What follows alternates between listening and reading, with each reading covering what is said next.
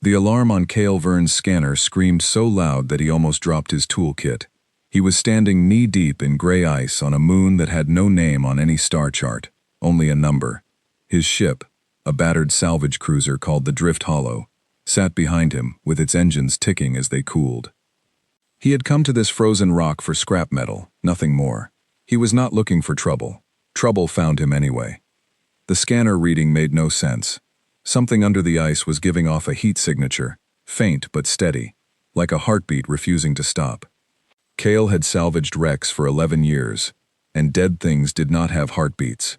He stood very still, watching the number blink on his wrist display, and felt the cold air catch in his throat. "Rue," he said into his comm, "you seeing this?" Rue Ellett, his second in command, answered from the ship, her voice sharp with static. "I'm seeing it. I don't like it. Get back on board, Cale. Whatever's down there, it's not on any registry. That means it's either broken tech that will kill you, or it's alive, and it will also kill you." "It's not broken tech," Cale said slowly.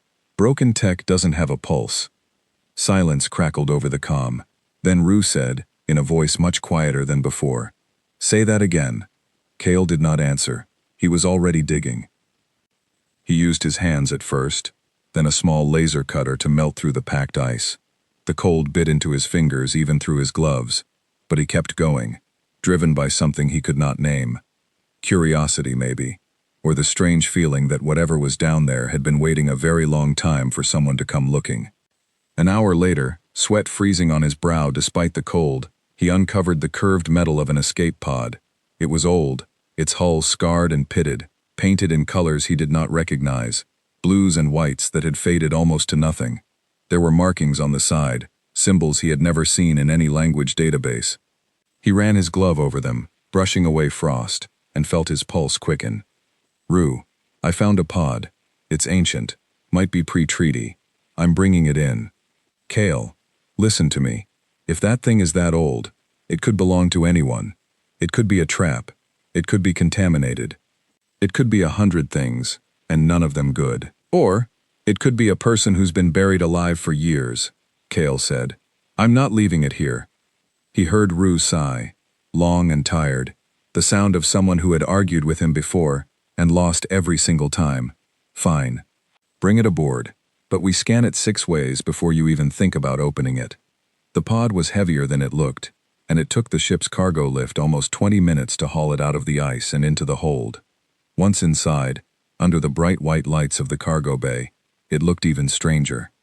Cale walked around it slowly, his boots echoing on the metal floor, studying every dent and scorch mark. Something about it felt wrong, in a way he could not describe. Not dangerous wrong, sad wrong, like a coffin that had refused to do its job. Rue joined him a few minutes later, her arms crossed, her eyes narrow with suspicion. She was shorter than Cale, with silver markings along her jaw that shimmered under the lights, and she had a way of looking at things that made them feel like they were on trial. "Scans are clean," she admitted, reading from a handheld device. "No weapons, no poison gas. But there's definitely something alive inside. Heart rate is slow, really slow, like stasis slow." "Stasis," Cale repeated. "So someone put a living being in this thing and sealed it, on purpose. Or someone was dying, and this was their last option," Rue said. "Either way, we don't know what species we're dealing with. Could be something we've never even heard of. Could be something on a threat list we don't have access to." Cale crouched by the pod's control panel, brushing dust from a small screen. Symbols flickered weakly across it, degraded by time, but not gone. He had seen these kinds of symbols exactly once before, in an old data archive he'd stumbled across while trading in a border station years ago. An archive about a species called humans, a species most of the galaxy considered extinct or lost, scattered so far from their home system that contact had been broken for generations. "I think," Cale said slowly, "this might be human." Rue's eyebrows shot up. "Human? Those aren't even confirmed to exist anymore. Half the traders I know think they're a myth, a story people tell to explain old wreckage nobody can identify." "Well," Cale said, standing up and looking at the pod with a strange mixture of excitement and worry twisting in his chest. "Myth or not, There's something alive in here. And it's been alive in here for a very long time. Rue studied him for a moment, then shook her head slowly, as if she already knew what he was about to say, and already knew she was not going to like it. You want to open it. I want to open it. Kale, if this being wakes up and it's hostile, or if the stasis field breaks down wrong, or if opening it releases some kind of virus we don't have a scan for, we could lose the ship. We could lose everyone on it. And if we don't open it, Kale said quietly, we lose whoever is inside. For certain. Not maybe. Certain. Rue looked at him for a long moment, her jaw tight, her eyes searching his face like she was trying to find the argument that would change his mind. She did not find it. She never did. Not when Kale's voice went quiet like that. Not when his eyes had that particular kind of stubborn calm in them. Fine, she said at last. But I'm getting the medical kit. And Owen, we're not doing this alone. Owen Pratt was the ship's engineer, a broad-shouldered, easygoing man who rarely took anything seriously except machines. When he saw the pod, his easy smile faded into something more careful. That's old tech, he said, tapping the hull with one knuckle. Older than anything I've worked on. If we open this wrong, the stasis field could collapse all at once. Whoever's inside could die in seconds instead of slowly. Then do it right, Kale said. Owen worked for almost 2 hours, running diagnostic after diagnostic, cross-referencing symbols with old databases, slowly mapping out the pod's ancient controls like a man defusing something that might explode. Kale stood beside him the entire time, arms crossed, refusing to leave, refusing to look away. Rue paced behind them, her hand never far from the emergency shutdown switch on the wall. Finally, Owen straightened, wiping sweat from his forehead, and looked at Kale. I think I can open it safely. Slow release. Not fast. It'll take about 10 minutes. If anything goes wrong, I stop immediately. Do it, Kale said. The pod hissed as the seals released, a long exhale of stale, freezing air that fogged instantly in the warmer temperature of the cargo bay. Light frost crept across the floor. Slowly, painfully slowly, the curved hatch of the pod began to lift, metal groaning in protest after years of disuse. Kale leaned forward without meaning to, his heart hammering, his breath caught somewhere in his chest. Inside, wrapped in a thin silver blanket gone gray with age, was a woman. She looked fragile in a way that made Kale's chest ache, her skin pale, her dark hair matted and dull, her lips faintly blue from the cold. But her chest rose and fell, faint and slow. But there, alive, undeniably, impossibly alive. She's breathing, Rue whispered, all her earlier suspicions suddenly gone, replaced by something softer, something almost afraid. She's actually breathing. Owen was already moving, grabbing thermal blankets, calling out vitals as he checked them, his engineers calm, replaced by something more urgent. Kale knelt beside the pod, careful not to touch her, unsure if touching her would help or hurt, unsure of anything, except that he could not look away from her face. Human, he murmured, more to himself than anyone else. She's actually human. They moved her carefully to the medical bay, laying her on the single cot bolted to the wall, wrapping her in blanket after blanket, as Owen worked to warm her body slowly, checking his notes on stasis recovery protocols that were, at best, educated guesses. Rue monitored a small machine that beeped steadily beside the cot, her earlier fear now fully replaced by fierce focus. Her vitals are stabilizing, Rue said after nearly an hour, relief clear in her voice. Slowly, but stabilizing. Kale sat in the corner of the small room, watching, unable to make himself leave. He did not fully understand why he felt so responsible for a stranger he had known for less than 3 hours, a being from a species he had only read about in old archives. But something about the way she had been buried in that ice, forgotten by the entire galaxy, made his chest tighten with an emotion he didn't have a good word for. It was nearly 6 hours later, deep into what passed for night cycle on the ship, when her eyes finally opened. She gasped, a sharp, ragged sound, and her whole body jerked upright before Rue gently but firmly pressed her back down onto the cot. You're safe, Rue said quickly, her voice calm despite the tension in her shoulders. You're safe. You were in stasis. You're on a ship. We found you. The woman's eyes, a deep brown that looked enormous in her thin face, darted around the room in panic before landing on Kale. He held very still, unsure of what to do, unsure if his presence made things better or worse. "Who?" she rasped, her voice cracked and unused. "Who are you?" "My name is Kale," he said gently. "You're safe. You've been in stasis a long time. What's your name?" She blinked slowly, as if the question took great effort to process, as if her mind was still half frozen along with her body. "Mira," she finally whispered. "Mira Solin." "Mira," Kale repeated softly, testing the name, feeling an odd sense of relief just from knowing it. "You're safe now, Mira. I promise you that." She stared at him for a long moment, studying his face, the faint markings along his jaw, the shape of his eyes, so different from anything human. Fear flickered across her expression, quickly followed by something like desperate hope. "How long?" she whispered. "How long was I in there?" Kale exchanged a glance with Rue, who shook her head slightly, unsure of the answer herself. "We don't know exactly," Kale admitted. "The pod's markings suggest decades, possibly longer." Mira's breath caught, her eyes filling with sudden tears that she blinked back with visible effort. "Decades," she repeated hoarsely. "My family. Everyone I knew." "I'm sorry," Kale said, and he meant it more than he expected to. She closed her eyes, and for a long moment, the only sound in the room was the quiet beep of the medical monitor and her own unsteady breathing. When she opened her eyes again, there was something harder in them, something that looked like survival instinct kicking in beneath the grief. "Why did you save me?" she asked quietly. "You didn't know what I was. You didn't know if I was dangerous. Why?" Kale thought about the question longer than he probably needed to, searching for an answer that felt true rather than easy. "Because leaving you would have meant you died alone, buried in ice, and nobody would have ever known you existed," he said finally. "I couldn't do that. Not when I had the chance to do something else." Mira studied him for a long moment, her expression unreadable, before something in her shoulders relaxed just slightly, the tension of fear easing, even if only a little. "Thank you," she whispered. None of them, not Kale, not Rue, not Owen, not even Mira herself, understood yet what that single act of mercy was about to set into motion.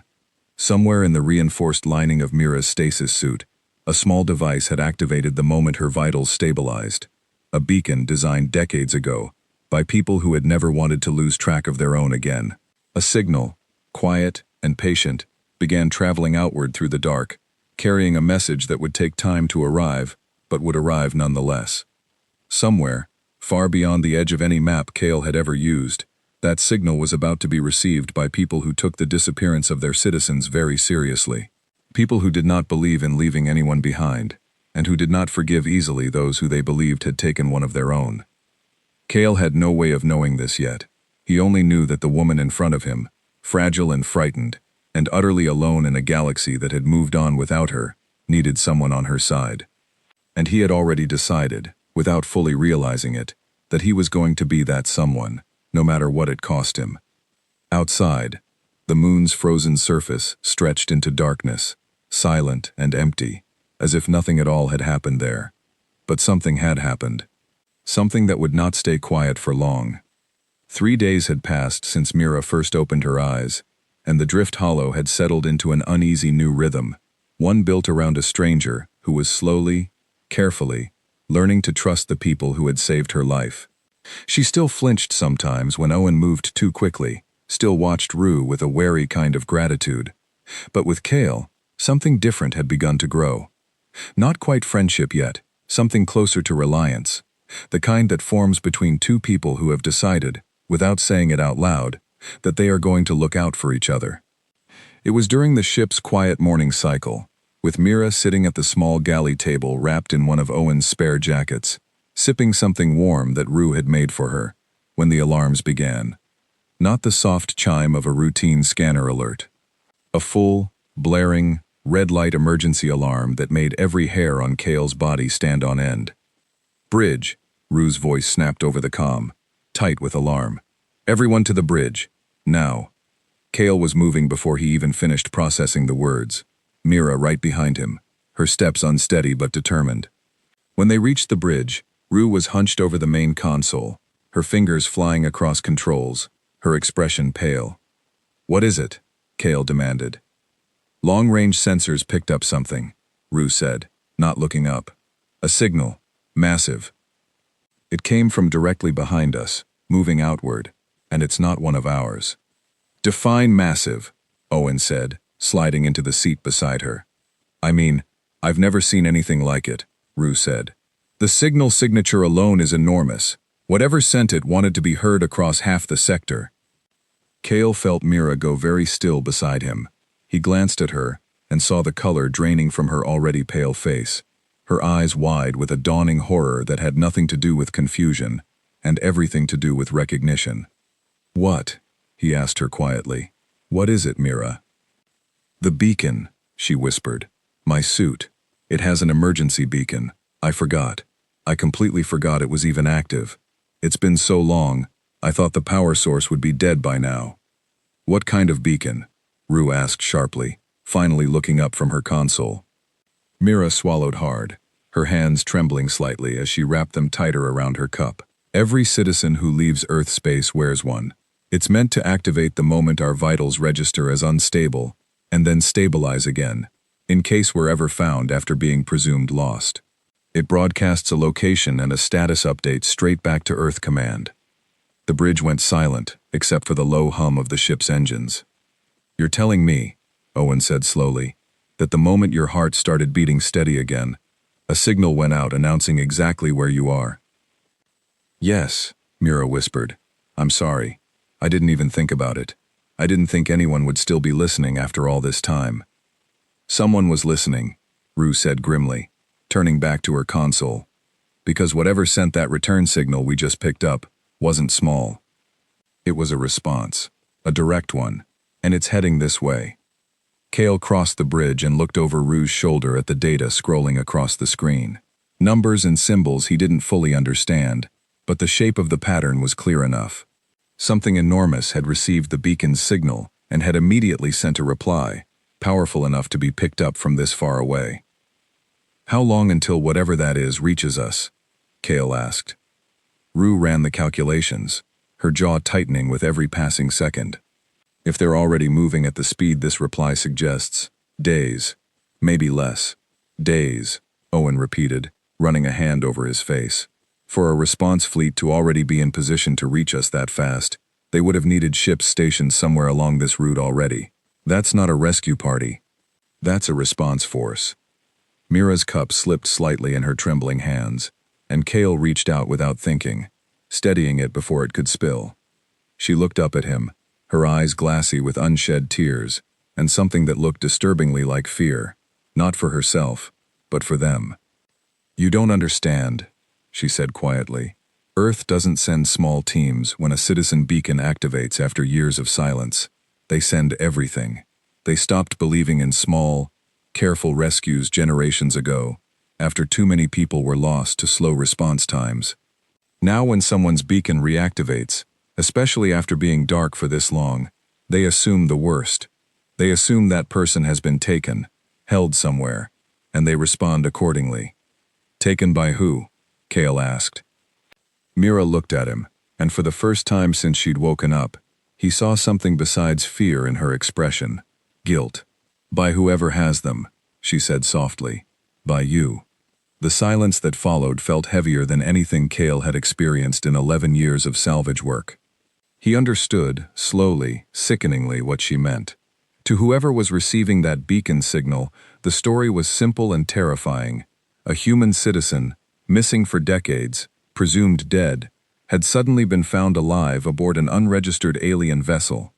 There was no way for them to know the truth, that Kale had rescued her, had saved her life at real risk to his own ship and crew. All they would see was a citizen, in the hands of strangers, and a response force, already moving to get her back. "We need to explain," Kale said. "We need to send a message, explain what actually happened, that we saved her, that we mean no harm." "They won't listen to a message from an unregistered alien ship," Mira said, her voice cracking. "Not with something like this. Not when their own people are involved." I've seen the protocols. I've been trained on them. When a citizen's status changes like this, first contact isn't diplomacy. It's overwhelming force, positioned to guarantee a resolution on their terms. They ask questions after they've already secured the situation, not before. Rue turned from her console, her expression grim. So what you're saying is, in a matter of days, a fleet capable of instantly sending a signal that outmatches anything we've ever picked up is going to arrive here, and their opening move isn't going to be conversation. Mira nodded slowly, misery written across every line of her face. I'm sorry. I never meant for this to happen. I didn't even think the beacon still worked. This isn't your fault, Kale said firmly, surprising himself with how certain he sounded. You didn't choose to be buried in ice for years. You didn't choose to have a beacon sewn into your suit. None of this is something you did wrong. But it's happening because of me, Mira said, her voice breaking slightly. And now all of you are in danger because you chose to help me. Owen leaned back in his chair, arms crossed, staring at the ceiling, as if searching for answers written somewhere above him. Options, he said finally. We need options. Running isn't going to work if their tech is fast enough to already be in position. Fighting definitely isn't an option, not against something that size. So what does that leave us? Talking, Kale said. We need to find a way to talk to them before they arrive, not after. With what? Rue asked. We don't have their communication protocols. We don't even know their language beyond what little Mira remembers, and she's been frozen for years. Their systems have probably changed. Then we use what we have, Kale said, turning to Mira. You know things about your own people that we don't. Protocols, customs, anything that might help us reach them the right way. Calm this down before it turns into something none of us can walk back from. Mira wiped at her eyes, straightening her shoulders slightly, as if pulling herself back together through sheer determination. I can try. I was training for a communications role before the accident that put me in that pod. I know some of the standard first contact broadcasts, the ones meant to be used specifically for situations like this. Then that's where we start, Kale said. For the next several hours, the bridge became a hub of frantic, focused work. Mira, despite her exhaustion, despite the way her hands still trembled slightly from her long stasis, worked tirelessly alongside Rue to draft a message using the exact phrasing and protocols she remembered from her training, formal language designed specifically to slow down aggressive first contact responses, to buy time for explanation instead of immediate confrontation. Owen worked on boosting the ship's transmission range, stripping components from less essential systems to squeeze out every bit of extra signal strength he could manage. Kale, meanwhile, found himself simply watching Mira work, marveling at the shift in her. The frightened, fragile woman who had woken up disoriented and afraid just days ago was gone, replaced by someone sharp, focused, and fiercely determined to protect the people who had saved her, even if it meant confronting the very civilization that was coming to rescue her. You're good at this, he said quietly, during a rare pause in the work. Mira glanced up at him, a tired but genuine smile tugging at the corner of her mouth. I used to dream about doing exactly this, first contact work, building bridges instead of just reacting to fear. I never thought my first real chance would be trying to stop my own people from destroying the ones who saved me. We'll figure it out, Kale said, and he meant it, even though a part of him wasn't entirely sure it was true. The message was finally ready, as the ship's clock ticked toward what would have been evening, had they been planetside. Mira reviewed it one final time, her lips moving silently as she read through the careful, formal phrasing, designed to communicate exactly one thing above all else. This was a rescue, not an abduction, and violence was neither necessary nor wanted. Ready? Rue asked, her finger hovering over the transmission control. Mira looked at Kale, and for a moment, something passed between them, an unspoken understanding, a shared hope that this single message might be enough to prevent everything from spiraling into disaster. Ready, Mira said. Rue pressed the control, and the message shot outward into the dark, carrying with it their explanation, their plea for calm, their hope that reason would win out over fear. They did not have to wait long for a response. Less than an hour later, the comm system crackled to life, and a voice filled the bridge, cold, formal, and utterly unwavering. "This is Fleet Commander Daniel Cross, representing Earth Central Command. We have received your transmission. Your claims will be evaluated upon our arrival. Until then, you are ordered to power down all weapon systems, if any exist, and prepare for immediate boarding and inspection. Any resistance will be treated as confirmation of hostile intent toward a human citizen. You have one standard cycle to comply. This is not a request." The transmission ended as abruptly as it began, leaving the bridge in stunned silence. Mira closed her eyes, her shoulders sagging. "That's it," she whispered. "That's the exact tone I was afraid of. They're not here to listen. Not yet. They're here to secure the situation first." Kale looked around at his crew, at Rue's tense expression, at Owen's clenched jaw, at Mira's quiet despair, and felt something settle inside him, cold and clear and certain. "Then we make sure that when they arrive," he said, "there's nothing here that looks even remotely like a threat. We give them exactly what they're looking for, calm and cooperation, and we hope reason gets a chance to speak before anything else does." Nobody on the bridge fully believed it would be that simple. But as the ship's sensors continued to track the approaching fleet, growing steadily closer with every passing hour, there was nothing left to do but prepare, and hope that the truth, when it finally had the chance to be heard, would be enough to stop a war that had not yet begun, but already felt terrifyingly close. The fleet arrived not with fire or fury, but with silence, and somehow that was worse. Kale stood on the bridge, watching the main view screen as the darkness beyond the ship began to fill, first with a handful of distant lights, then dozens, then more than he could count, each one growing steadily larger and more defined as they approached. Ships unlike anything he had ever seen, sleek and gray and utterly uniform, moving in formation with a precision that spoke of discipline built over generations. There was no chaos in their approach, no aggressive maneuvering, just an overwhelming, patient certainty, the kind that came from a force that knew it did not need to rush because there was no possibility of the outcome going any other way. "That's not a rescue fleet," Owen said quietly, his voice hollow with disbelief as more ships kept appearing on the sensors. "That's an invasion force." "They're not invading," Mira said, though her voice shook slightly as she said it. "This is standard doctrine. Overwhelming presence, minimal aggression unless provoked. It's meant to prevent exactly the kind of fighting everyone's afraid of, by making resistance look pointless before it can even start." "It's working," Rue muttered, staring at the screen with wide eyes. "I've never felt less like resisting anything in my entire life." Kale said nothing, but his hands had curled into fists at his sides, without him quite realizing it. He had spent his life around ships, understood tonnage and firepower, and the subtle language of a fleet's formation, and what he saw arrayed before them now told a story that needed no translation. This was a force capable of erasing the drift hollow from existence without even needing to fire a shot in anger, simply by existing in such overwhelming numbers that any other outcome became unthinkable. The comm crackled to life again, the same cold, formal voice from before filling the bridge. "This is Fleet Commander Daniel Cross. Your cycle for compliance has ended. Prepare to be boarded.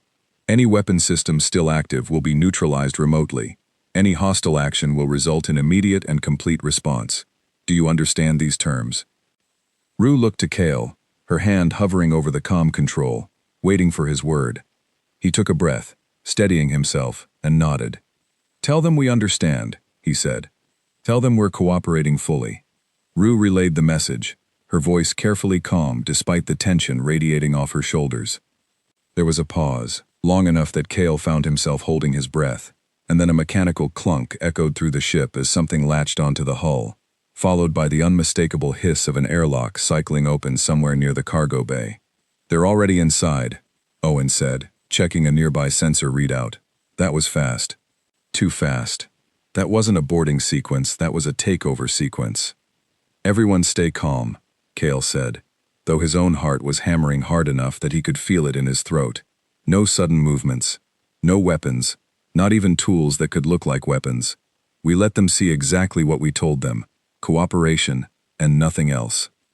They made their way toward the cargo bay together, Mira walking close beside Kale, her expression a careful mask over what he suspected was genuine terror.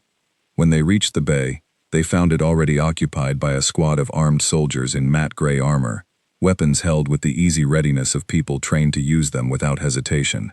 At the center of the group stood a tall man with graying hair and sharp, assessing eyes, a uniform marked with insignia that even Kale, with no knowledge of human military ranks, understood immediately belonged to someone in command.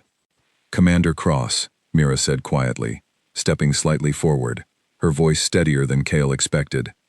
The commander's eyes snapped to her immediately, and something shifted in his expression. A flicker of genuine surprise, quickly smoothed back into professional calm. "Citizen Solon, confirmed alive. That will need to be verified through medical scan, but visually, the match is strong." "It's me," Mira said. "I promise you, it's really me, and I need you to listen, before anything else happens here. These people saved my life. They found my pod buried in ice on an uncharted moon, and they revived me, at real risk to themselves. This isn't an abduction. This is a rescue." Commander Cross studied her for a long moment, his expression unreadable, before his gaze shifted to Kale, sweeping over him with an intensity that made Kale's skin prickle. "You," Cross said. "You're the one who found her."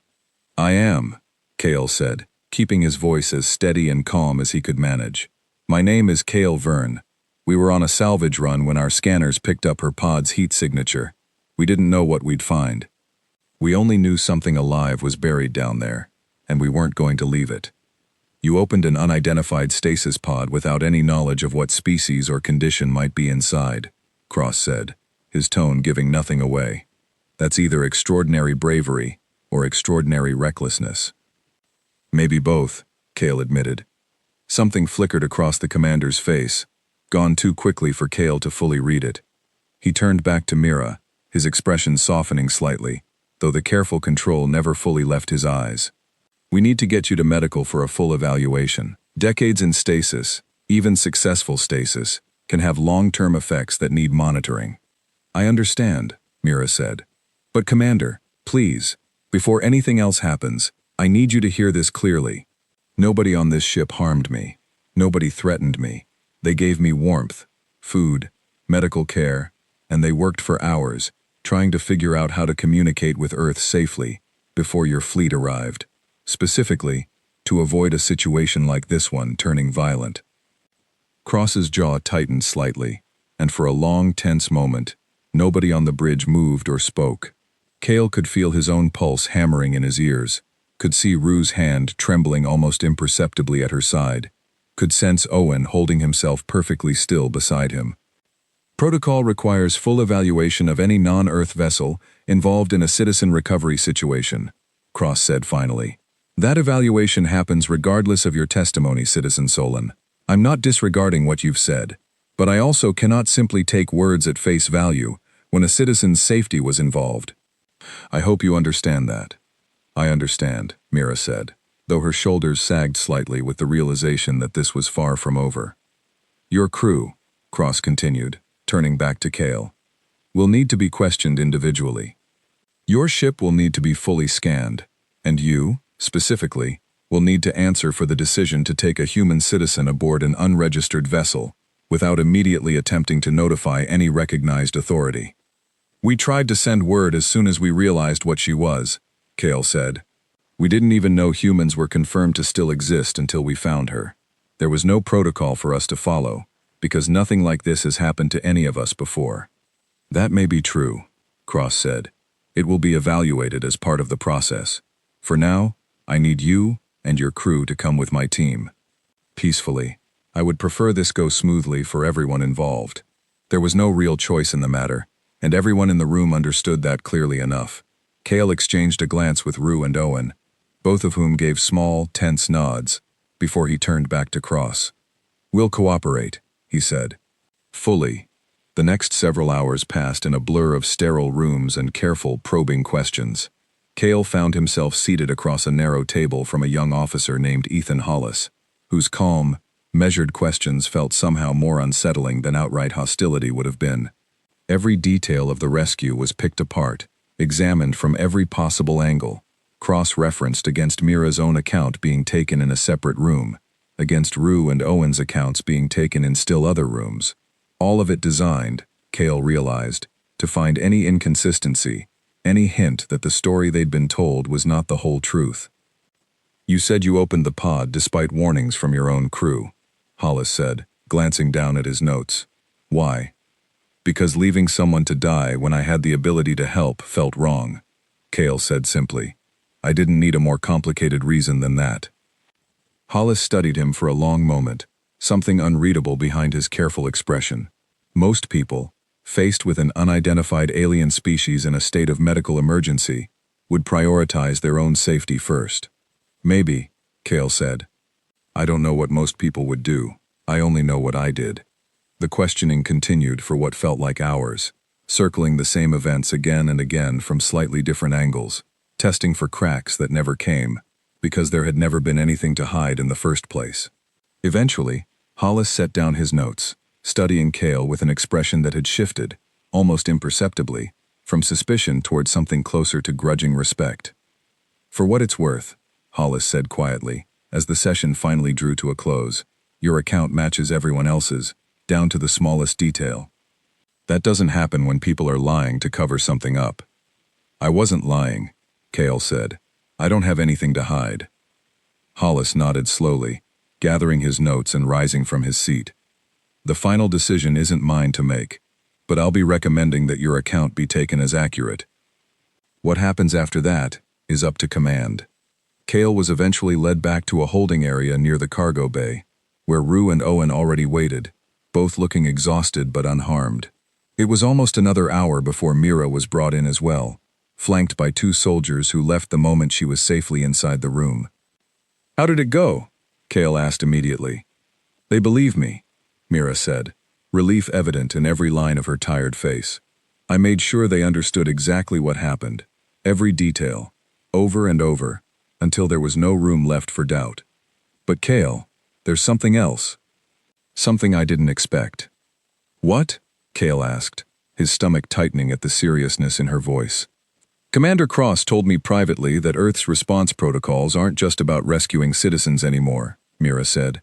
"They're about sending a message.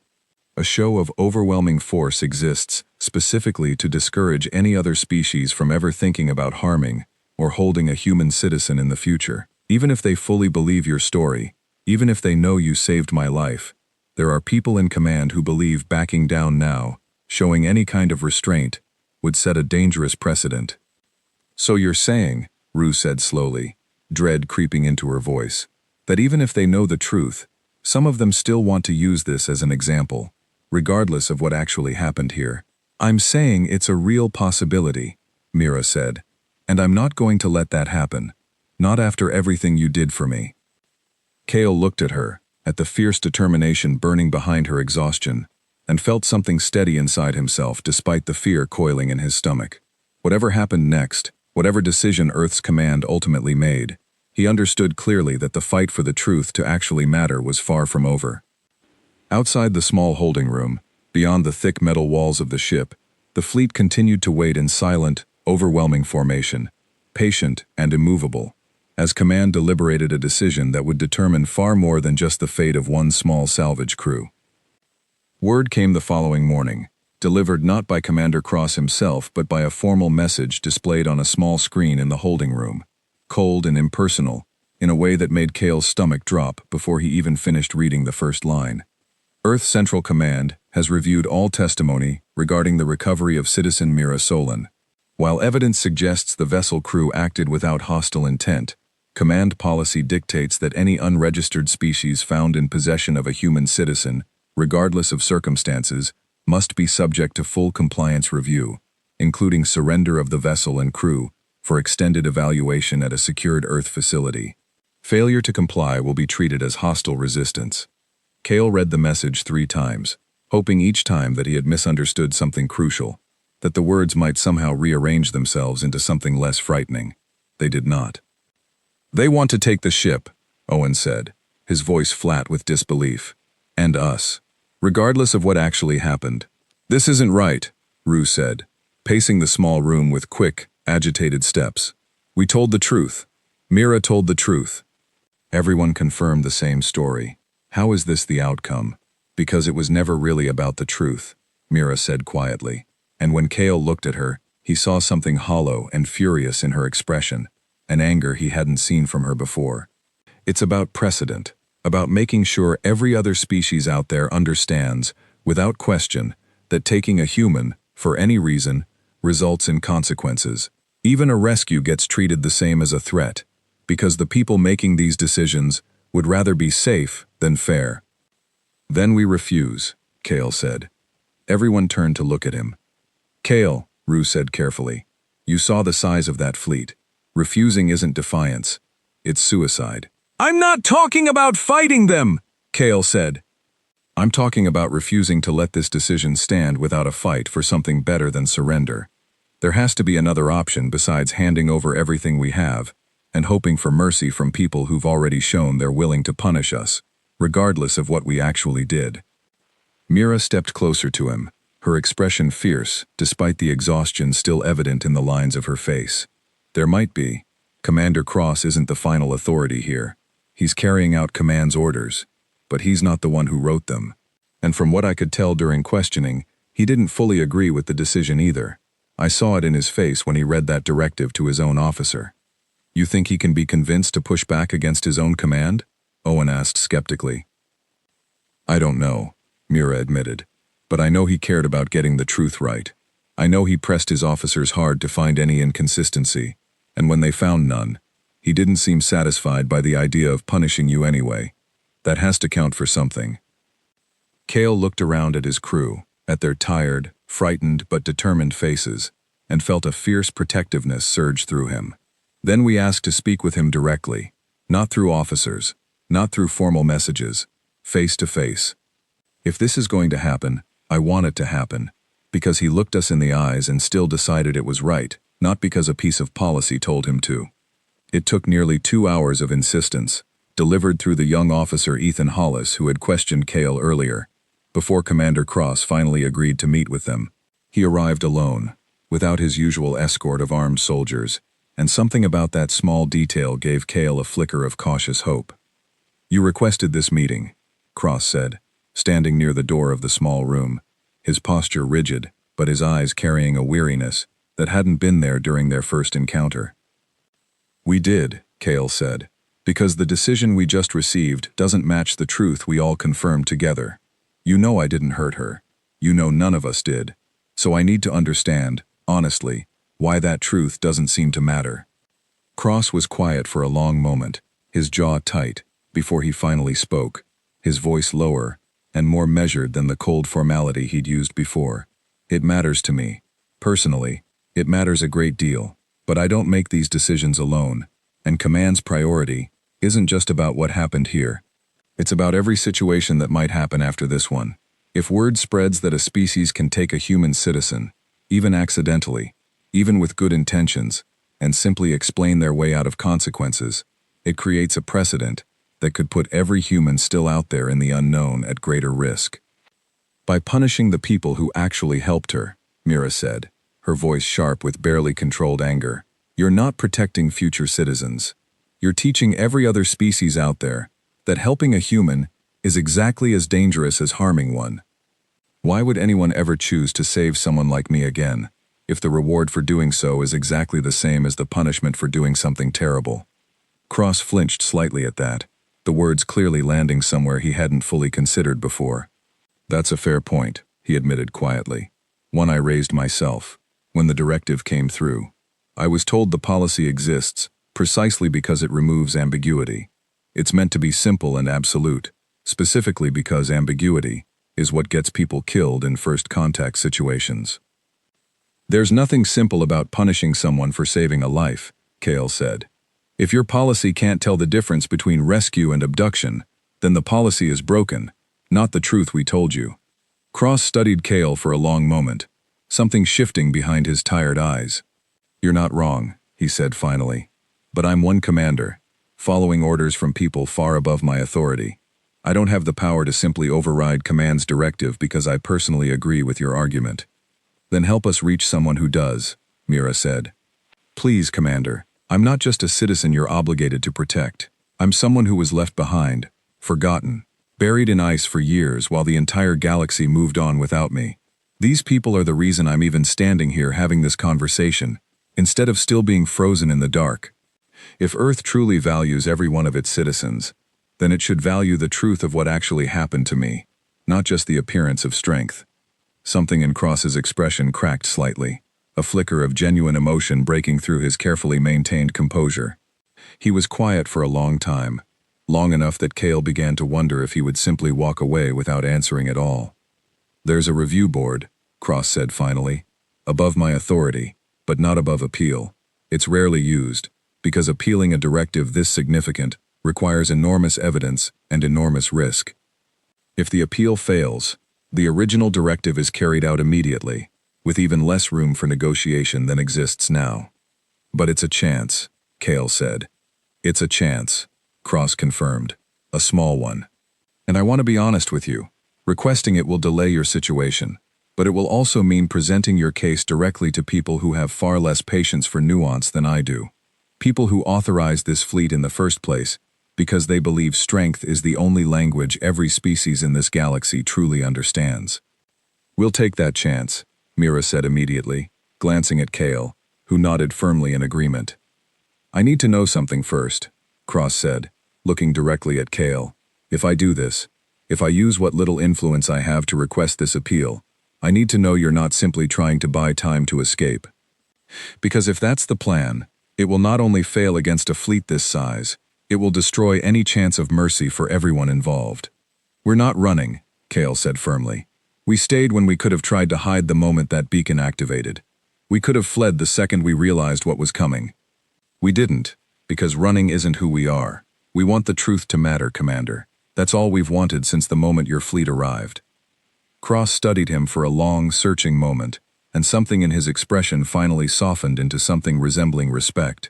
"All right," he said quietly. "I'll request the appeal. I can't promise it will succeed, but I'll make sure your case is presented as honestly and thoroughly as I possibly can." "Thank you," Mira said, relief and gratitude evident in her voice. "Don't thank me yet," Cross said, his expression turning serious once more. "The review board convenes in 12 hours. If they reject the appeal, the original directive takes effect immediately, and I won't have the authority to delay it further. I need all of you to understand that clearly." "We understand," Cale said.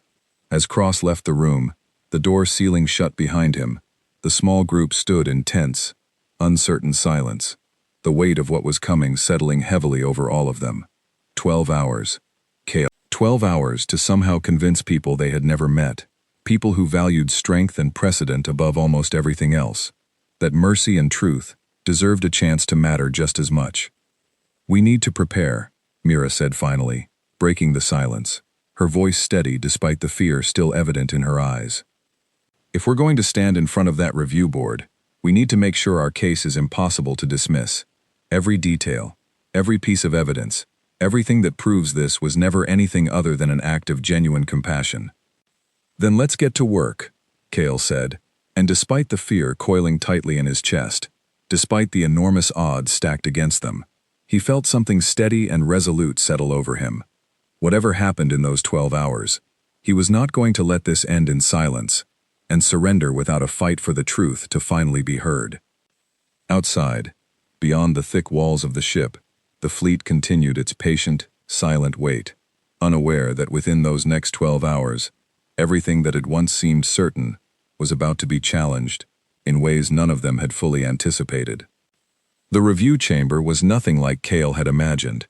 He had pictured something grand and imposing, but instead found himself standing in a modest, brightly lit room aboard the fleet's command vessel, facing a long table where 5 officials sat in careful, unreadable silence.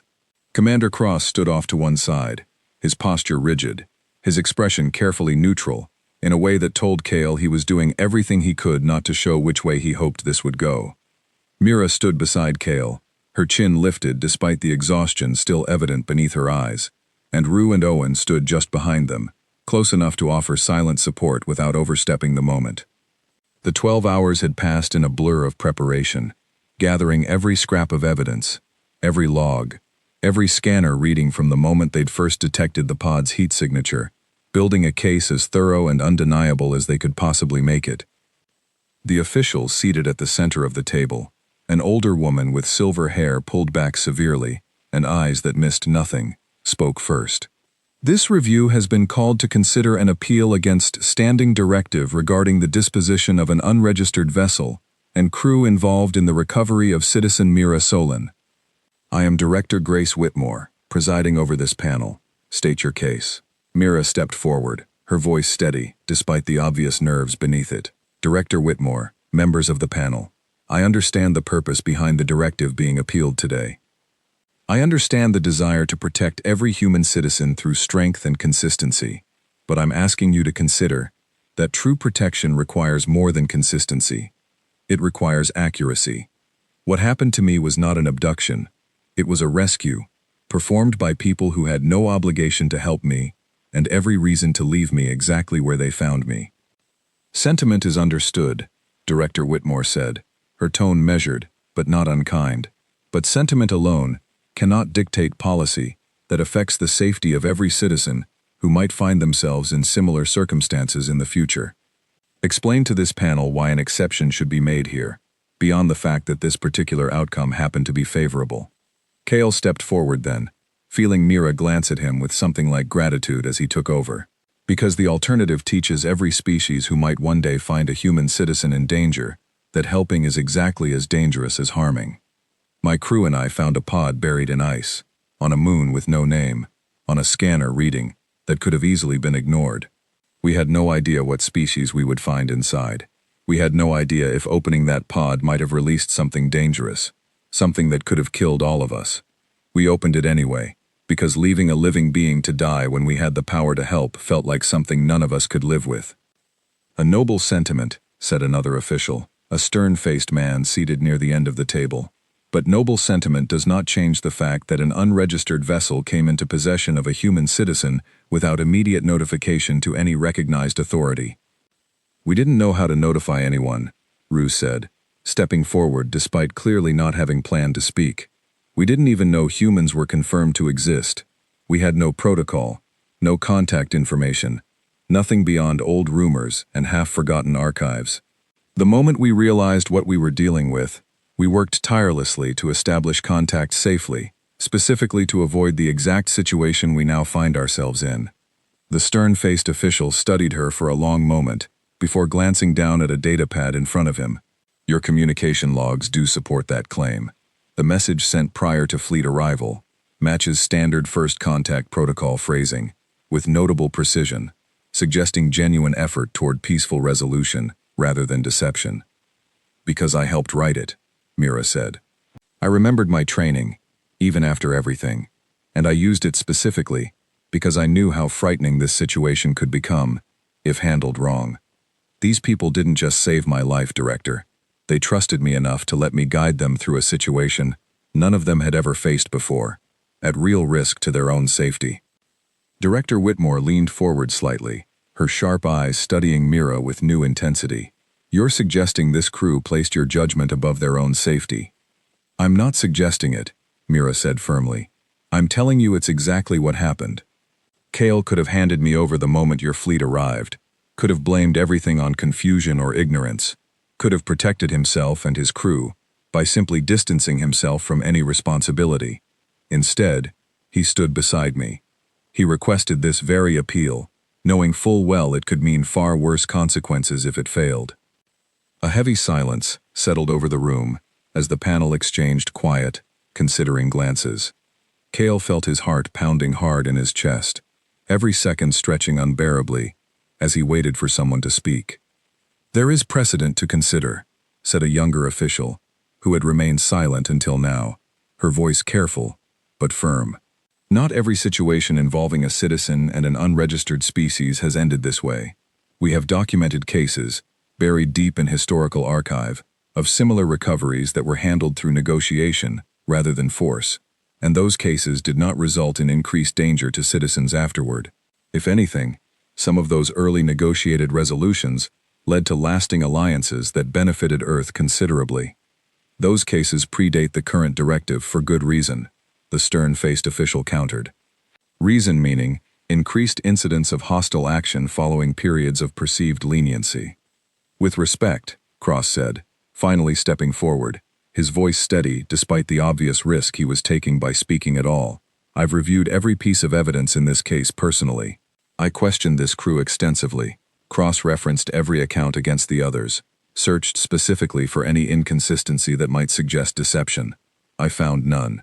Every single detail matches, down to the smallest specifics, in a way that simply does not happen when people are lying to protect themselves. Director Whitmore's gaze shifted to Cross, something calculating behind her expression. You're vouching for them, Commander. I am, Cross said, without hesitation. Because I believe the truth deserves to matter here, regardless of what precedent might feel safer. If we punish genuine compassion the same way we would punish genuine harm, we lose something far more valuable than the security this directive claims to protect. We lose the trust of every species who might one day find themselves in a position to help one of our own. The room fell into tense, considering silence once more. Kale glanced at Mira, saw the fierce hope burning behind her exhausted eyes, and felt something steady settle in his own chest, despite the uncertainty still hanging heavily in the air.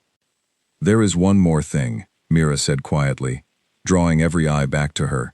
Something I haven't yet said, because I wasn't sure it would matter to this panel, but I think it matters more than anything else I could say.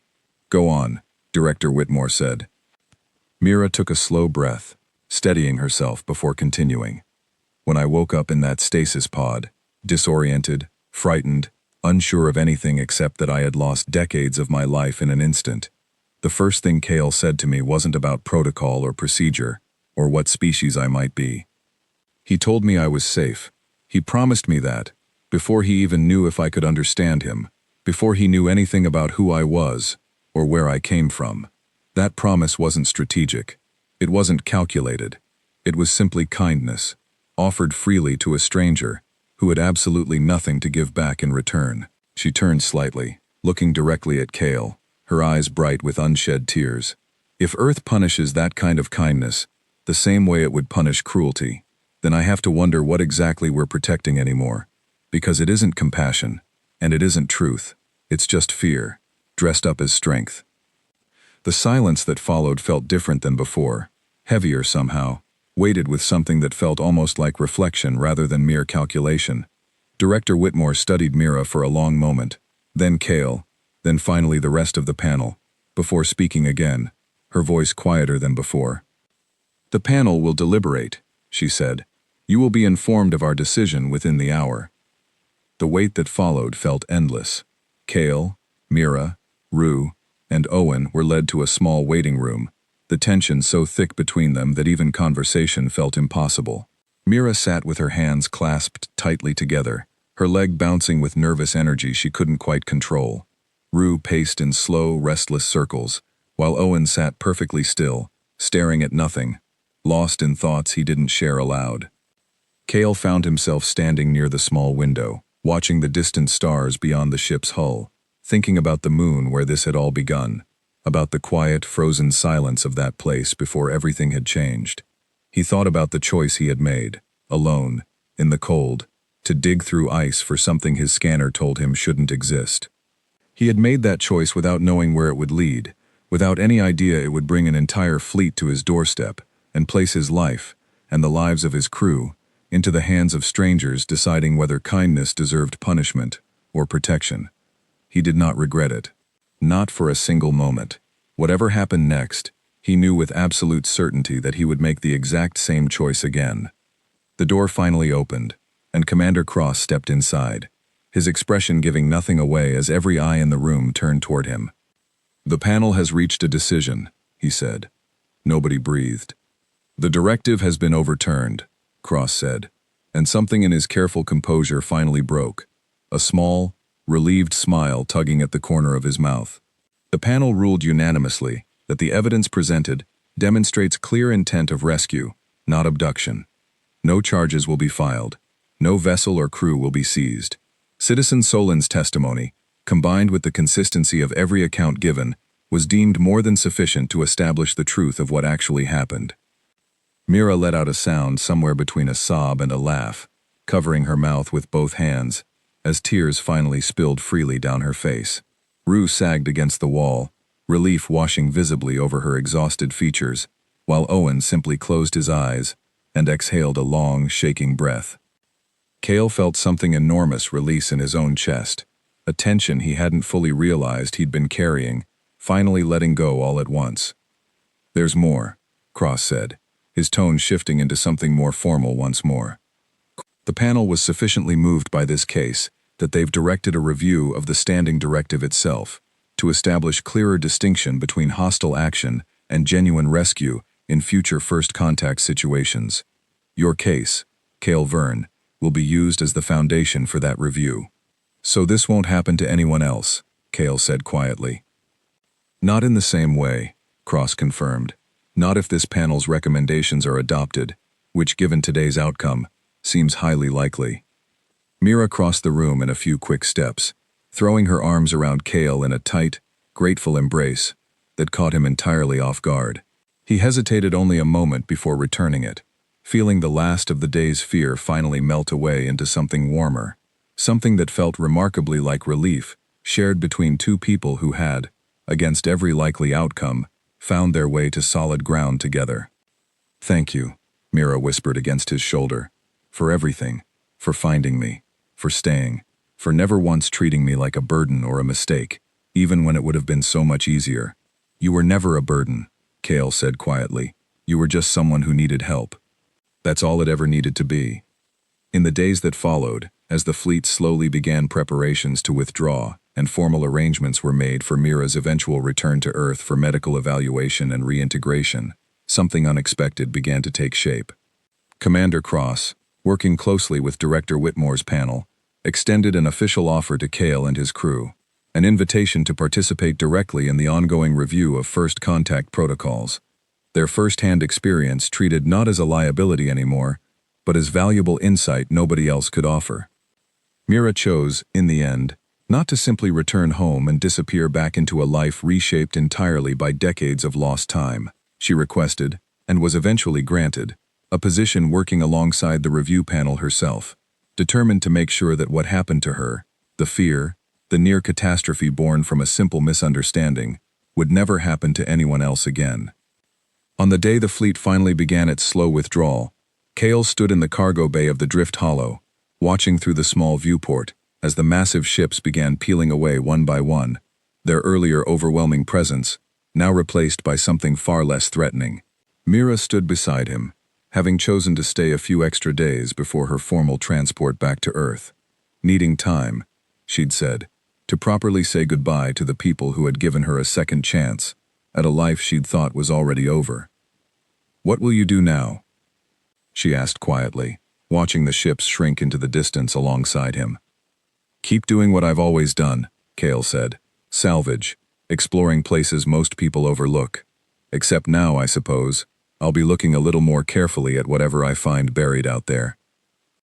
Mira smiled, a genuine, warm expression that had slowly become more common over the past several days, replacing the fear and uncertainty that had once dominated her every look. "Maybe I'll see you again someday. Once things settle, once I've figured out exactly what my new life is supposed to look like." "I'd like that," Cale said, and found that he meant it more than he expected to.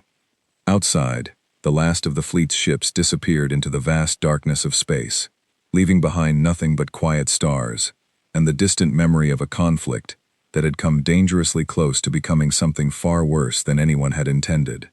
What had begun with a single act of quiet compassion, one person's decision to dig through ice rather than walk away, had ultimately reshaped the way an entire civilization approached first contact, proving in the end that mercy, when given the chance to be heard clearly and honestly, could accomplish what fear and force never could.